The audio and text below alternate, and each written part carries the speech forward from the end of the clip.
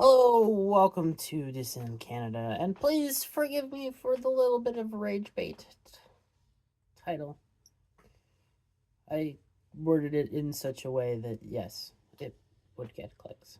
Forgive me for that, but the honest to goodness take of saying, hey, the future won't be conservative nor a liberalism isn't going to get anybody to, step up to the plate. You're seeing demographic shifts and voter changes. You're seeing, you've seen on the left a shift from bog standard liberalism into, more socialism, communism, fascistic, uh, totalitarian, feudalistic style of politics, and the conservatives have basically done the neocon thing of staying neocons. It doesn't work. Like, you can look down to the United States and you can see it really, really well in the 2024 election, the 2020 election, and the 2016 election. All right? Who in America, on the right, generalized right, all right, runs ahead of everybody else? It's Donald Trump. By far. When he is on the ticket, he, is like a minimum of 4 points ahead of all Republicans, even the few good MAGA Republicans. And your traditional neocon or more conservative person runs, again, 4 points or more behind Donald Trump. It should tell everybody something, that conservatism is not popular. And you can look here in Canada, we have a few small, they are small, actual conservative parties, whether they be at the federal or provincial level. They typically always get next to nothing of the vote, like 1% or less. And again, it's because conservatism not only has a bad rap, like obviously the left wing have been demonizing anything right wing for the last, you could say 60, 70 years. Walter Cronkite was really good at that. His propaganda is top notch. Like, think about my favorite quote from Cronkite that gives away that, like, everybody who thinks that Walter Cronkite was a good news reporter, he straight up said, reality has a liberal bend, and that's quite not true. You can see that in the age of the internet, where if you do not have moderation on a platform, it tends right wing. Now, that doesn't mean conservative. That is a whole other bag. But it totally rings of right wing populism, which is something radically different. Another point that you could look to and say that conservatism is the future is look at any real, voice on the right in the West. The ones who are typically popular are not advocating for your standard conservatism, and they don't go viral for their standard conservatism, or they do because they seem like boomer cons, which another way of saying neocon war whore. Recently, you can look at what happened in like the last year and a bit with, say, James Lindsay, who kind of went off the deep end trying to war whore for Israel and get the world into a war with Iran. And his whole woke right shit. Like, you can look towards that as well. He's less popular than he was. And you're seeing, like, if you look at the traditional conservative, they're very, let's say, pragmatic with their foreign policy. They're completely off the deep end with it, but they will get into bed with people who hate them to secure a an alliance that would be easily fractured. You can see the entirety of the Monroe Doctrine from the United States and South America, where you put extremely authoritarian and bloodthirsty dictators in charge and back them.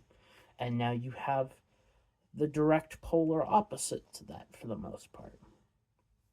Like, even Malay is more like left-leaning libertarian than right-leaning. It's just the way history takes its toll. Now, we're definitely going to drift away from the left. You're seeing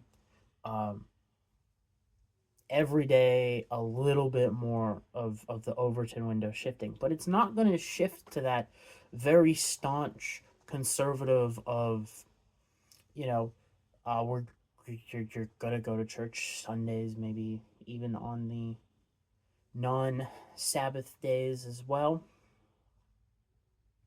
You know, like the church I went to was what was it? It was Sundays and Wednesday nights you could go, but that's neither here nor there. You're not gonna get a return to that. I mean, like, if you look at the younger generations, their trust in the church is is laughable. Now you are seeing, with the death of Charlie Kirk, a slight uptick in let's say Christianity, but it's not a return to the church, because those people are deeply, deeply dissatisfied with the direction of the church. And it's not like the church didn't earn that. And I'm not just saying, the church as, one church. This is like the entire sect of Christianity, for the most part, has pushed people away. It's what's happened. Like, you don't have to go do a massive poll of the West to see that. You just got to go talk to someone who left the church and be like, yeah, I was pushed out. It's very simple. Although the polling does exist. The data is there. All right?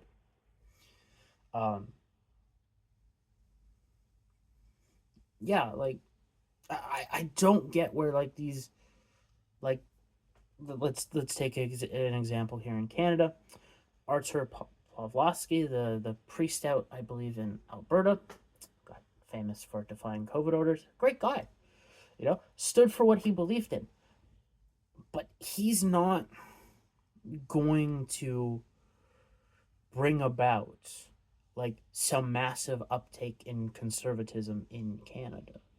Like, if he would moderate and go right-wing populist, absolutely. Like, again, if you look everywhere in the Western world, the people who get elected on the right are very pragmatic about the situation and understand that they have to say and do things to court certain generations that the standard right wing would never do. You have to be very staunchly anti-war. You have to be anti-globalist if you really want to win. All right. Now there are going to be examples where that's not entirely true, but for the most part, that's how you have to at least run. You can't look at Donald Trump. Right, first Republican since Bush to have a shot at winning an election, and obviously he's won. And the reason he did that is he didn't run like the other conservatives of, yes, I'm going to cut the ever-living heck out of the government. Now, in the past, in this most recent election, he did run on that. But remember what he said. It was fraud, waste, and abuse. It was limited in scope. It wasn't directed at, hey, we're going to get rid of the welfare queens. It was just, hey, we're going to get rid of the fraud, waste, and abuse from the government. And everybody's like, yeah, okay. Then we can use that money to do better things. like if you want to win the Gen Z vote, all right, you have to give them something. Like you're not going to win by saying, "Hey, we're cutting healthcare. Hey, or specifically here in Canada, we're going to cut the dental programs. We're going to cut disability. We're going to cut what else am I thinking? The child benefit. We're gonna cut all these programs and services that the liberals got. You're not gonna win on that in all likelihood. Now, in the upcoming election, there may be a path for Pierre Poilievre to win on bog standard conservatism, but that's going to be, again, because of uptick in political let me rephrase. Because of an uptick in economic instability due to the Eurodollar just starting to wreck shit, and I mean it is just starting to get its work through in this cycle.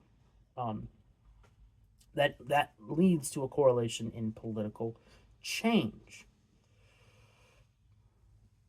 In other words, to look at it is as velocity in the monetary system goes down, it breaks, which leads to political change. You saw this in Japan. That is the catalyst for what happened. It is not, a resurgence in right-wing values in Japan or, immigration. It is purely economic. If the economy was working fine or half decent in Japan, even though, they've had 30, 40 years of being stagnant. It's 30, almost 40, right? 89, would be 99 is 10, 09 is, yeah, we're getting to 40, okay? 40 years of stagnation in the real economy, of just trading flat, slightly down and flat. That's what eventually broke. Like, again, the yen is going down. Like, there's a very good chance that before this economic cycle, a downturn cycle is over, that the yen reaches well over 200 to the US dollar. Like, it is an economic problem, not anything really else. Now, the politics didn't really help, but again, economic. And you're going to hear the same thing here in Canada. It's not exactly what's going to happen. It's economy basically dictates everything. If you backdate it throughout history, like even look at the successful revolutions, all right, where they got enough of the populace buy-in to actually overthrow government. It was all because economic prospects had hit an all-time low. People revolted. That's what happens. It may as well be historical. I would say at this point I would say law. Like I would put it as like scientific law, not theorem. But hey, that's neither here nor there. Yeah, so I really think you're going to see, like, you may get conservatives get in for like a term or something like that, all right? And it'll be a rejection of, again, the state of the economy. But when they go to re-election and they run on the same similar platform, you will see them bounce. You will see the voters bounce off of them because it's not what they want. Like,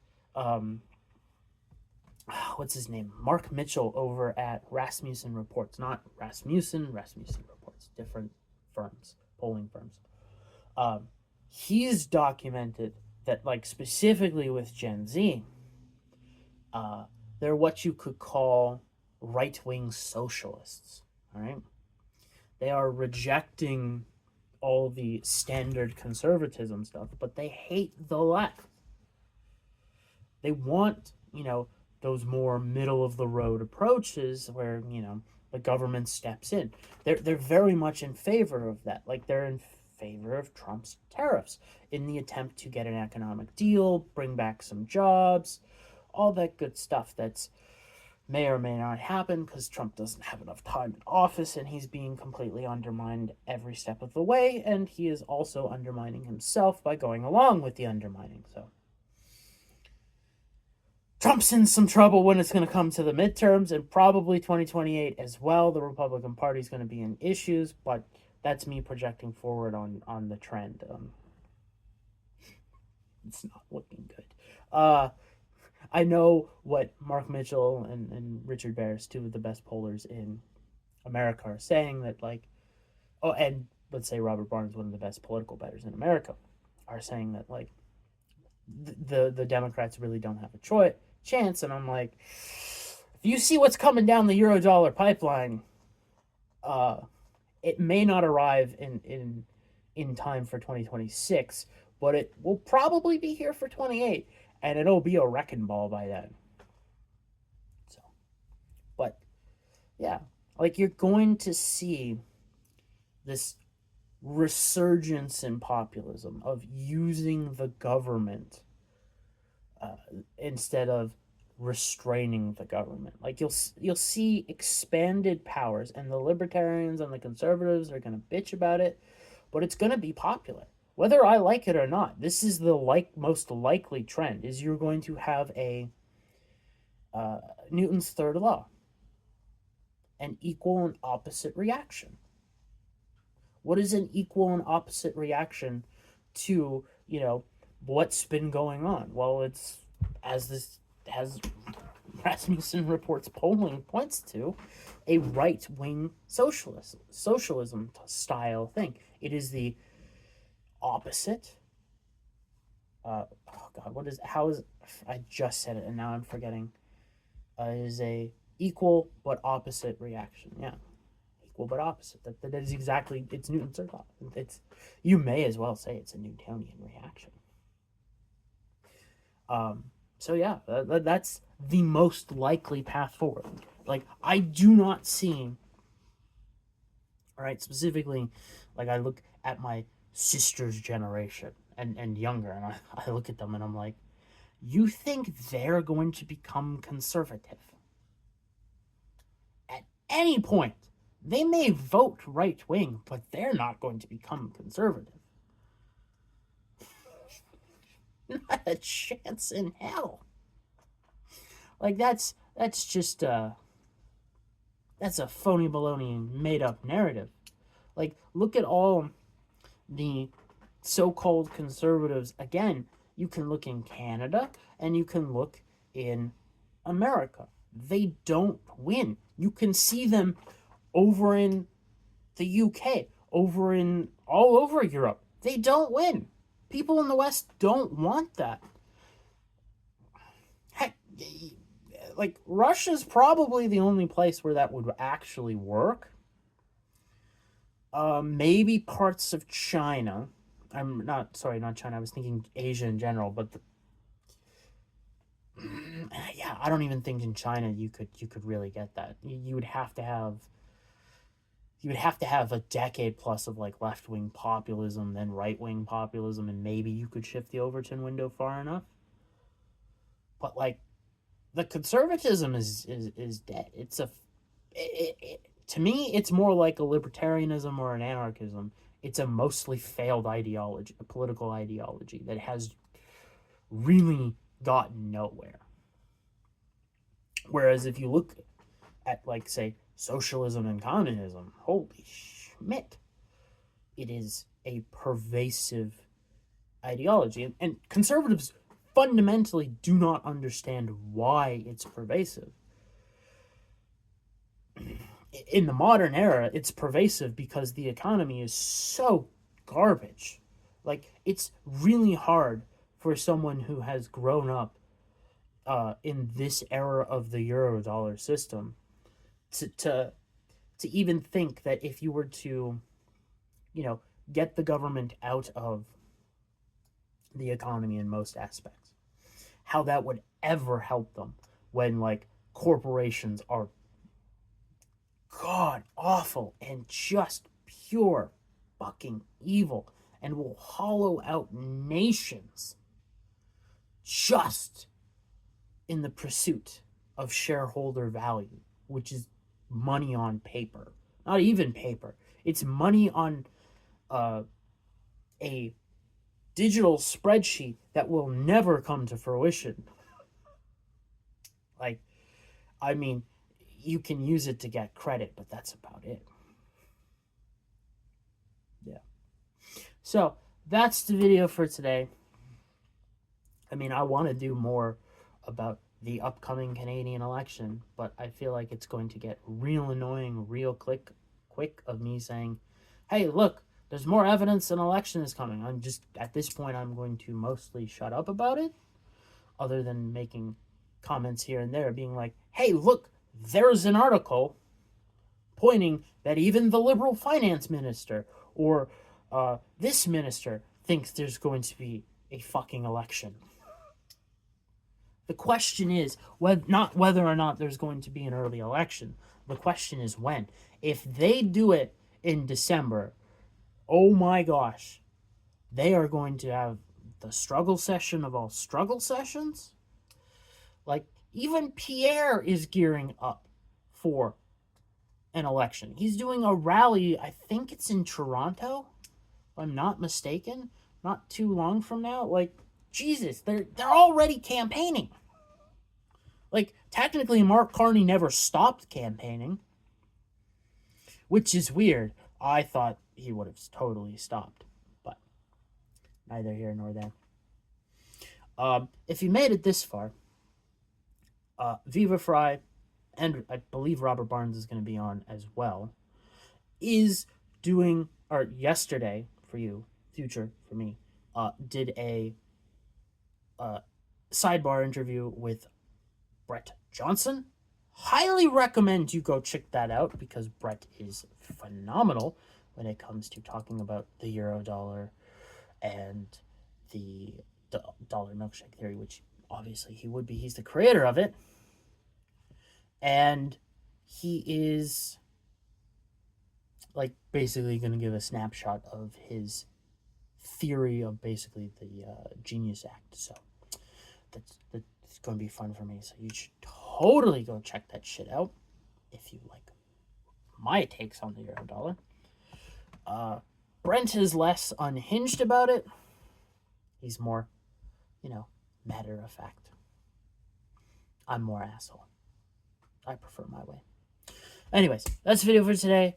Have a good day. See you tomorrow.